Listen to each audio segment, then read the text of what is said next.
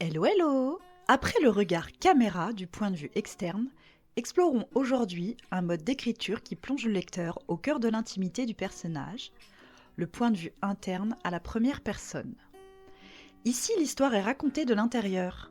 Le narrateur vit les événements, ressent les émotions et les partage directement avec le lecteur.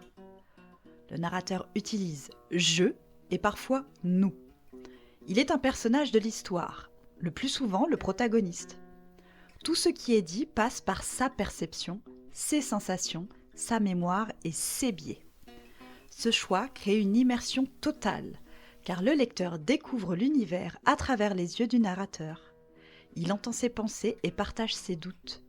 Mais l'information reste limitée à ce qu'il sait ou à ce qu'il comprend. C'est donc une vision subjective et parfois incomplète ou trompeuse. Par exemple, je me souviens encore de ce jour où tout a changé. J'étais assis sur le banc, perdu dans mes pensées, quand elle est apparue. Ici, le lecteur ressent la scène depuis l'intérieur du personnage. Quelques conseils d'auteur.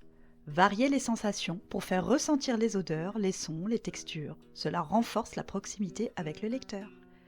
Jouer avec la fiabilité. Un narrateur peut être honnête ou manipuler ses lecteurs. Cela crée un suspense ou un doute. Ce point de vue est idéal pour les récits introspectifs tels que les romans psychologiques, les journaux intimes, l'autofiction, le young adult, etc. Attention à la tentation de tout expliquer avec des mots comme « je suis triste ». Montrez plutôt les émotions par les gestes et le rythme des phrases. En somme, le point de vue interne à la première personne propose une voix unique et intime.